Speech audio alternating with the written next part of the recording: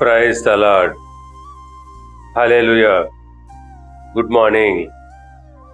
ఈరోజు దేవుని వాగ్దానము సామెతల గ్రంథము 16వ అధ్యాయము 3వ వచనము. నీ పనుల భారము యెహోవా మీద నుంచుము, అప్పుడు నీ ఉద్దేశములు సఫలమగును.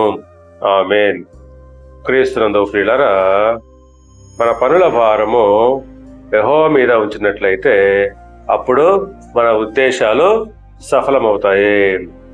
అవును, అందుని బట్టి కీర్తనాకారుడు అంటున్నాడు, కీర్తనల గ్రంథము 37వ కీర్తన 5వ వచనంతో పోల్చి చూసుకున్నట్లయితే, నీ మార్గమును యెహోవాకు అప్పగింపుము, నీవు ఆయనను నమ్ముకొనుము, ఆయన నీ కార్యము నెరవేర్చును.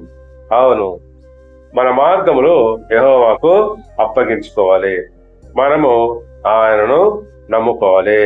ఎప్పుడైతే నీవు ఆయనను నమ్ముకుంటావో అప్పుడు ఆయన నీ కార్యములు నెరవేరుస్తాడు.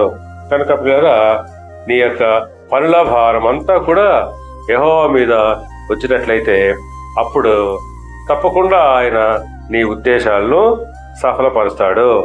దేవుడు మిమ్మల్ని దీవించి ఆశీర్వదించి వర్ధిల్ల చేయనుగాక. ఆమేన్.